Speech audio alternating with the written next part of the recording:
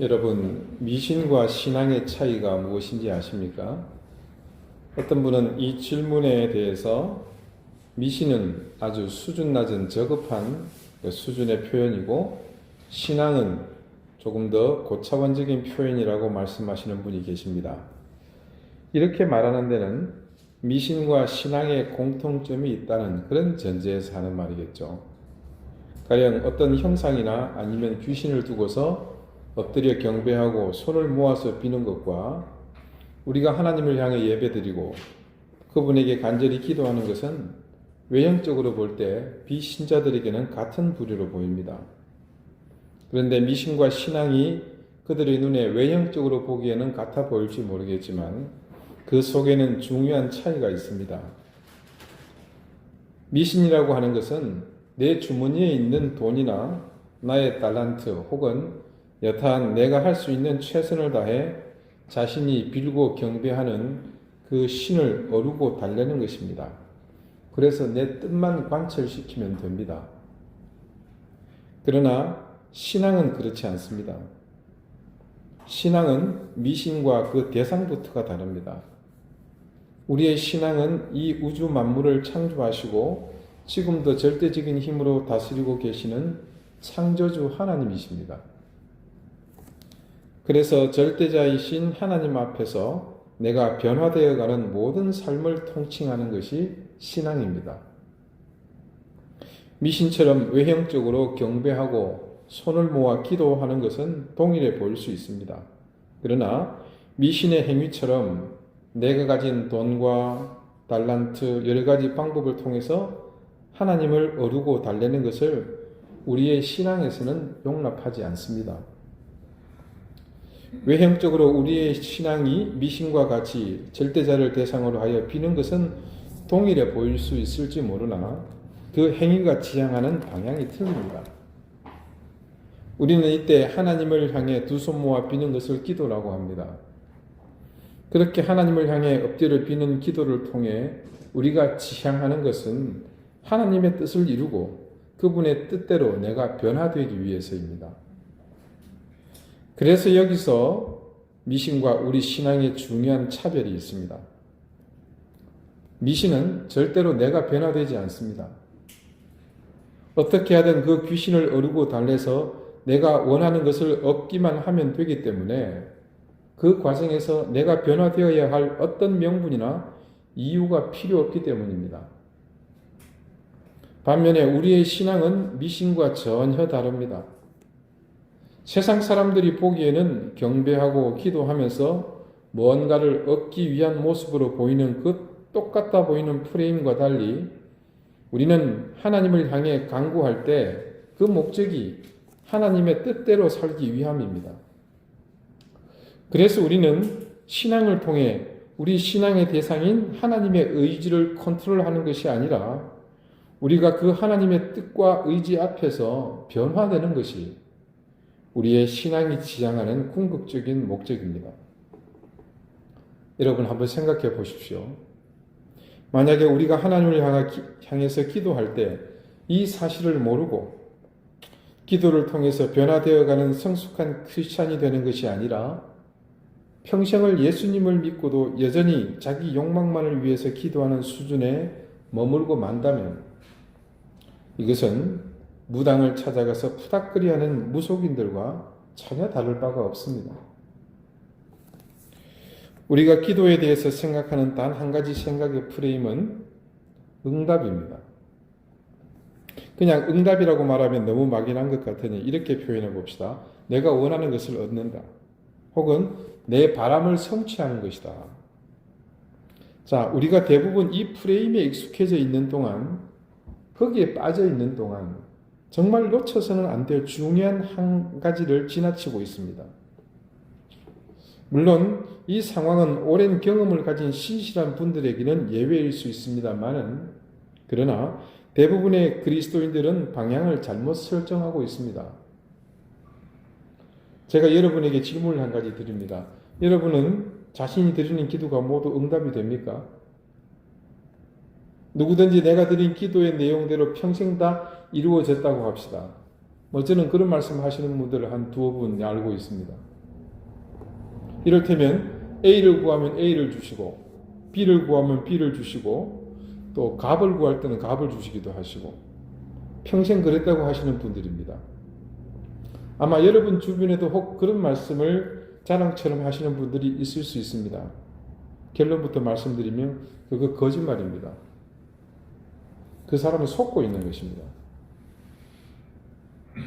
절대로 그런 일은 우리 삶 속에서 일어나지 않습니다. 그럼에도 불구하고 하나님께서는 기도하면 뭐라고 말씀하십니까? 그대로 다 이루어진다고 말씀하십니다. 그럼 이 의미는 무슨 의미겠습니까? 이미 조금 전에 미신과 신앙을 비교하면서 여러분에게 그 대답을 알려드렸습니다. 제가 드린 질문에 그렇다고 언제나 이루어졌다고 대답하시는 분 중에는 우리가 생각하는 응답의 프레임과 다른 모습으로 고백하시는 분도 있습니다. 제가 간구한 모든 것에 놀랍게도 하나님께서 응답해 주셨습니다라고 말씀하실 때 그분은 적어도 자신이 바라는 모든 욕심, 이기적인 욕망을 이루었다고 말하는 것이 아니라 스스로가 하나님 앞에서 무너지고 거꾸러지면서 하나님의 은혜를 경험했다는 그런 고백의 말씀입니다.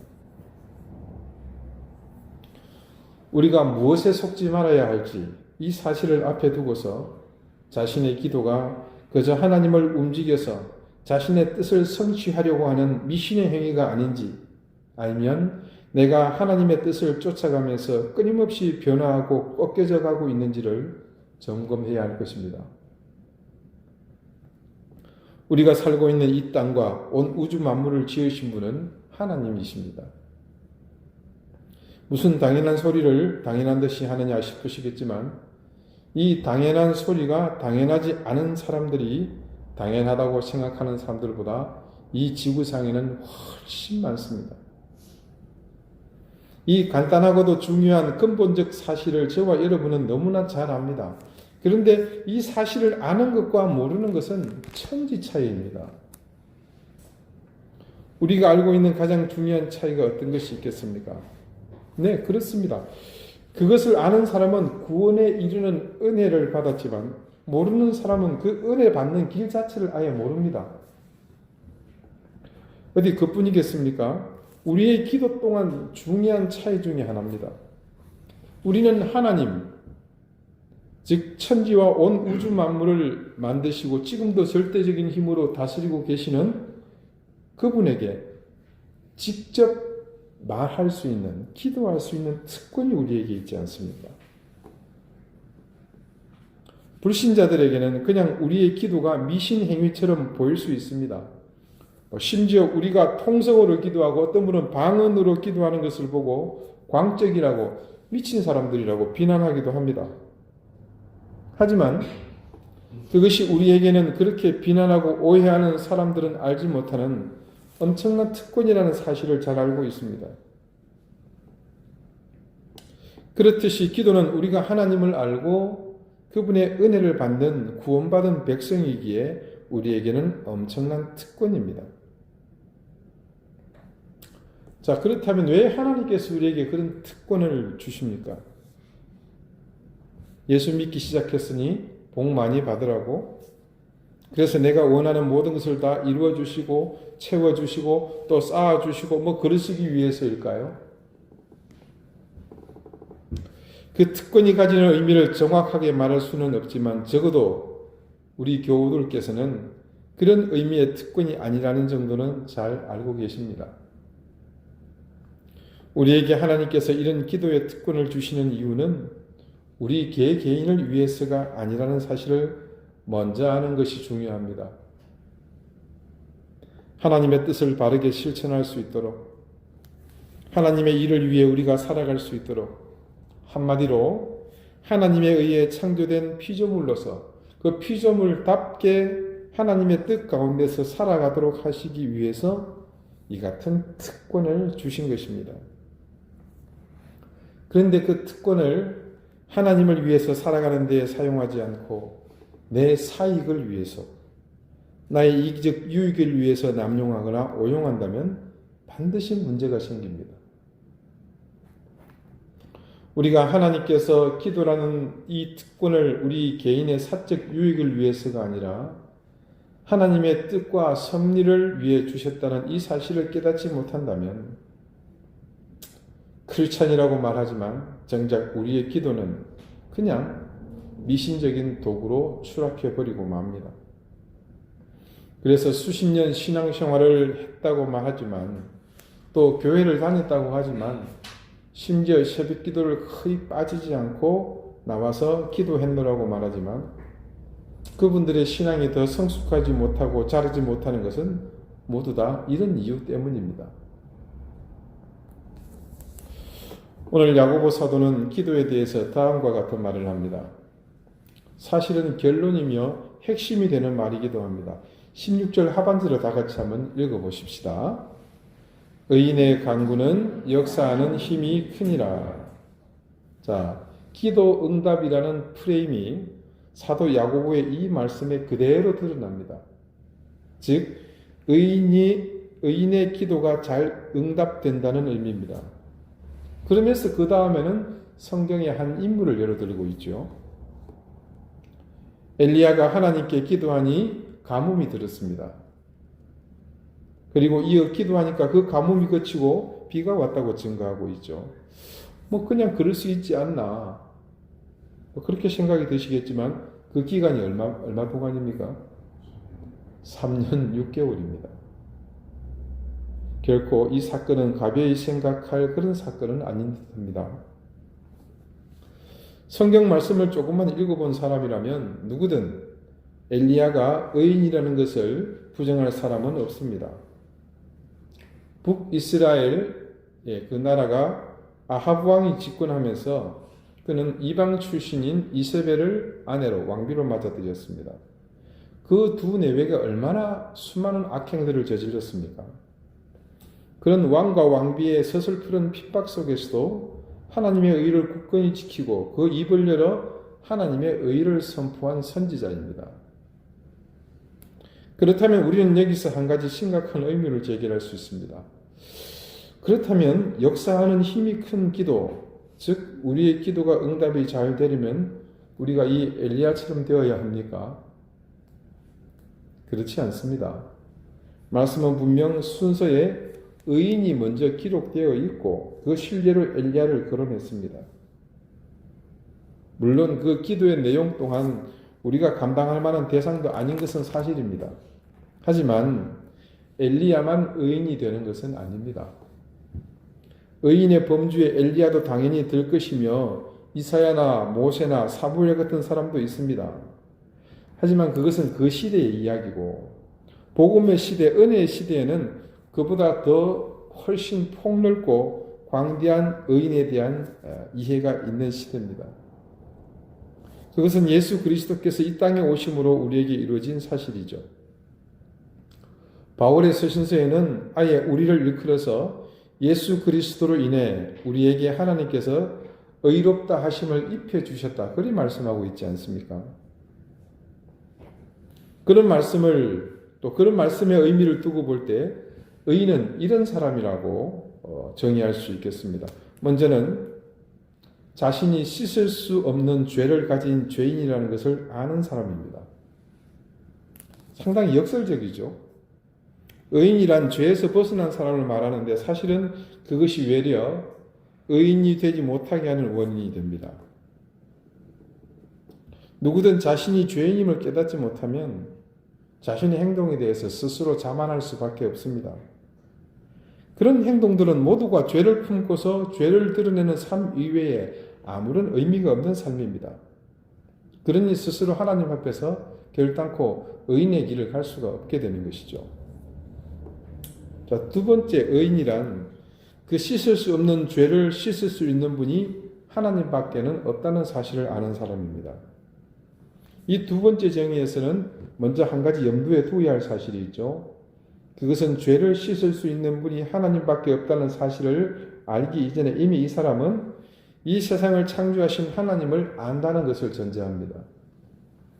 우리가 죄인이라는 사실을 안다면 당연히 그 죄가 우리 인간의 방법으로는 절대 씻을 수 없다는 것 또한 안다는 것입니다. 그것을 알 때에만 절대자이신 하나님을 알 수 있습니다.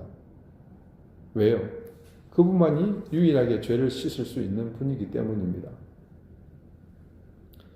마지막 의인이란 자신의 죄를 하나님만이 씻을 수 있다는 사실을 알고, 두 번째 정의죠. 말씀을 따라 하나님의 뜻대로 사는 사람입니다. 자, 자신의 뜻과 판단대로 사는 것이 얼마나 어리석은 것인지를 우리는 압니다. 왜냐하면 우리가 근본이 죄인이기 때문에 그 죄인의 생각에서 나올 수 있는 것의 모든 근본은 죄뿐입니다. 그래서 우리에게는 우리의 의지와 판단보다는 성령의 조명해 주심과 말씀을 따라 사는 삶이 중요합니다. 그것이 바로 하나님의 인도하심을 받는 길입니다. 이 세 번째 조건이야말로 진정한 의미의 의인의 조건이라고 할 수 있을 것입니다. 자, 여러분, 복잡하게 얘기를 했습니다만 간단하게 줄여봅시다. 의인은, 그러니까 하나님의 뜻, 즉 의를 행하는 사람이 무엇이다? 의인이다. 이렇게 말할 수 있겠습니다. 이런 정의를 통해서 우리의 기도를 한번 살펴보자는 것이죠. 왜요? 응답하는 힘이 큰 게 누구의 기도라고요? 의인의 기도이기 때문에. 그러면 우리는 의인의 간구가 무엇인지 알 수 있습니다. 의인은 곧 의를 행하는 사람이니 그 말은 다른 의미로 하나님의 뜻을 따라 사는 사람을 말한다고 했습니다. 그러니 의인의 간구라는 것은 하나님의 뜻에 합당한 기도를 하는 사람의 간구를 말하는 셈입니다. 자, 이런 사실을 뒷받침해 주는 주님의 말씀이 있습니다. 오늘 우리 성시에서 함께 교독했던 마태복음 6장 끝부분에 있는 33절의 말씀이 이렇게 증거합니다. 그런즉 너희는 먼저 그의 나라와 그의 의를 구하라. 그리하면 이 모든 것을 너희에게 더하시리라. 자, 이 말씀에서 볼 수 있듯이 하나님의 나라와 의를 먼저 구하면 그 다음에요 모든 것을 더하시겠다고 우리 주님께서 직접 말씀하셨습니다. 즉 내가 원하는 것을 얻는 방법, 기도 응답의 비결이 여기에 같은 의미로 명시되어 있습니다. 하나님의 나라와 의, 즉 하나님의 뜻을 구하면 혹은 하나님의 의를 구하면 반드시 응답된다는 말씀입니다. 자, 그런데 이 말씀에는 접두사가 있습니다. 일종의 접속사죠. 그런즉 이렇게 시작합니다. 이 말은 이 6장 33절의 말씀이 앞의 내용과 연관성이 있다는 말입니다. 그래서 그 앞에 있는 32절 또 그 앞에 있는 31절의 말씀을 제가 읽어보겠습니다. 그러므로 염려하여 이르기를 무엇을 먹을까 무엇을 마실까 무엇을 입을까 하지 말라. 이는 다 이방인들이 구하는 것이라. 너희 하늘 아버지께서 이 모든 것이 너희에게 있어야 할 줄 아시느니라. 그런즉 너희는 먼저 그의 나라와 그의 의를 구하라. 자, 여기서 말하는 것들 먹고 마시고 입는 것에 대한 간구는 일반적인 우리 기도의 대부분의 주제들입니다. 그런데 이런 기도를 예수님께서는 누구의 기도라고 말씀하고 계십니까? 이방인들이 구하는 기도라고 합니다. 그런 이유는 그 형편, 그런 간구하는 상황에 대해서 이미 하나님께서 다 알고 계시기 때문이라고 말씀하십니다. 자, 여러분, 우리는 기도할 때 어떤 생각을 가지고 있나요? 하나님이 내 상황을 전혀 모르신다고 전제하잖아요. 그래서 이렇게 간구한단 말입니다. 하나님, 제가 지금 심한 중병에 걸렸습니다. 근데 병원 가려는데 병원비가 없습니다. 제발 병원비를 좀 주십시오. 그래, 네가 그렇게 어려운 형편인지 내가 몰랐구나. 네가 기도하니 내가 알았다. 그래, 어느 병원이냐? 내가 그 병원에 병원비를 알아보고 내 통장에 얼마 입금해 줄게. 주님, 쌀이 떨어졌습니다.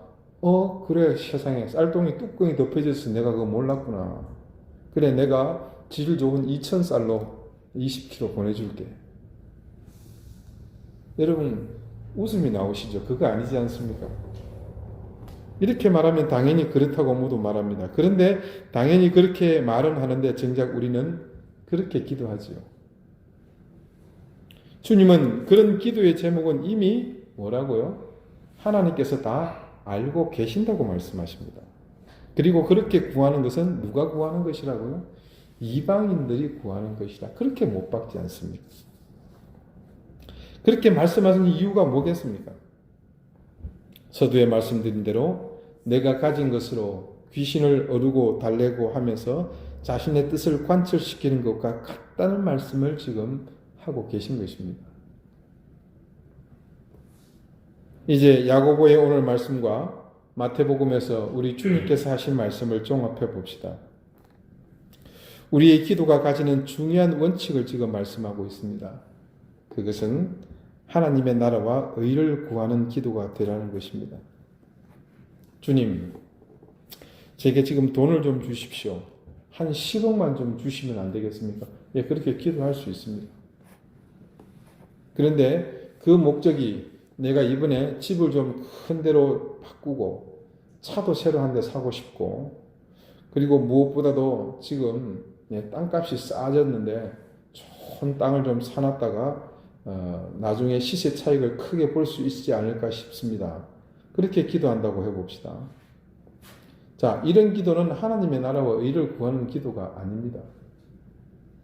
대신에 하나님 제게 돈을 좀 많이 벌게 해주십시오. 그래서 그 돈으로 어려운 이웃을 돕는 일에 큰 보탬이 되고 싶습니다. 이번에 가출 청소년을 위한 센터를 짓는데 건축비가 많이 모자랍니다. 제게 그런 기회를 주시면 이 센터 건립에 큰 힘이 되고 싶습니다. 의사가 되겠다고 간절히 기도하는 사람이 의사가 되어 돈을 많이 벌려는 욕심으로 했다면 그것은 의인의 기도가 아닙니다. 인수를 베풀고 어려운 사람을 자신의 의술로 도우려는 목적으로 의사가 되겠다고 기도할 때 그것을 의인의 강구라고 하는 것입니다. 이같이 하나님이 나에게 주시는 것으로 내 배를 채우고 내 욕망을 채우는 일에 그치고 만다면 그것은 의인의 기도가 될 수 없습니다. 그런 기도가 모두 응답되었다고 주변에 자랑하고 있는 분이 있으시다면 그것을 두고 의인의 기도의 응답이 잘 이루어진다. 그리 말할 수 없습니다. 사랑하는 여러분, 우리가 배고픔을 위해 그리고 헐벗음을 위해 얼마든지 기도할 수 있습니다. 그리고 그런 기도에 대해서 하나님은 분명히 응답하십니다. 그리고 내게 필요한 것을 구하기 위한 기도를 함으로 우리가 얼마든지 기도에 대한 동기를 얻을 수 있습니다. 그러나 그것이 기도의 전부가 되어서는 안 됩니다. 사도 야고보의 가르침과 무엇보다도 우리 주님의 가르침에 있어서 우리의 기도가 지향하는 바는 분명합니다. 그것은 의를 구하는 의인의 기도를 하나님께 드리는 것입니다. 이것은 다른 의미로 우리의 기도는 단회적으로 끝나고 마는 어떤 식의 행사가 아님을 뜻합니다. 그 이유는 우리의 이런 기도를 통해 하나님과의 지속적인 사귐이 이루어지기 때문입니다. 그래서 그 사귐을 통해 하나님 앞에 의를 구하는 기도를 하게 되므로 우리가 하나님의 뜻하신 바를 쫓고 그리고 우리의 삶에서 지금 내가 드리는 기도와 내 삶을 향한 하나님의 방향이 같은 곳을 향하고 있는지를 깨달아가게 됩니다. 우리가 그렇게 의를 구하는 기도를 하는 동안 그런 진리를 향한 구두의 삶이 이루어지므로 우리는 하나님의 인도하심에 이끌림을 받습니다. 이때 하나님으로부터 이끌림을 받는 그 삶이 바로 영적 성숙과 내적 성장의 길로 이어지는 길이며 우리에게서 궁극적인 성화의 역사가 일어나게 되는 것입니다. 사랑하는 여러분, 기도하십시오. 기도하시되 이방인과 같이 내 필요만을 위한 기도, 내 자신의 안위만을 위한 기도, 내 뜻과 내 고집을 고수하려는 기도는 버리십시오. 여지껏 여러분의 발목을 붙잡고 있는 과거의 그 습관을 벗어버리십시오. 대신 하나님의 나라와 의를 구하는 기도, 타인을 위해 그리고 말씀을 따라 살려는 의지를 담은 그런 기도를 하나님께 드리십시오. 우리의 기도가 그렇게 의인의 기도가 될 때 우리는 기도하는 특권을 가장 가치 있게 누리게 될 것이며 그 과정을 통해 깊은 하나님과의 사귐을 경험하게 될 것입니다. 그리고 먼저 그 나라와 의를 구하는 자에게 약속된 이 모든 것을 더하시리라는 약속을 여러분의 눈으로 보게 될 것이며 그리고 여러분의 삶으로 누리시게 될 것입니다. 기도드리시겠습니다. 주님, 우리가 하나님을 향해 기도하는 것이 얼마나 소중한 특권인지 깨닫게 되었습니다. 그리고 무엇보다 그 기도를 통해 하나님의 나라와 의를 구하는 것이 우리에게 얼마나 큰 신앙의 유익이 되는지도 함께 깨닫게 되었습니다. 이제 우리의 기도가 바뀌길 원합니다. 그리고 그 기도의 중심에 내 욕망과 이기심, 그리고 내가 아닌 주님께서 중심이 되시길 원합니다. 내가 발버둥 쳐서 얻을 수 있는 것은 유한하며 일시적 만족에 그치지만 주님께서 주시는 것은 영원하며 더 큰 만족과 기쁨을 주시는 것을 깨닫게 해 주십시오. 오늘까지 우리를 이 자리에 묶어놓고 더 나아가지 못하게 하는 이전의 기도에서 이제는 의인의 강구로 나아가게 하셔서 우리를 통해 하나님의 나라가 확장되며 주의 복음이 더욱 번져나가는 놀라운 역사가 일어나게 해 주십시오. 그리고 그 의를 구하는 우리에게 이 모든 것을 더하시겠다는 약속의 말씀을 눈으로 보며 온몸으로 느끼게 해 주십시오. 예수 그리스도 이름으로 기도드리옵나이다. 아멘.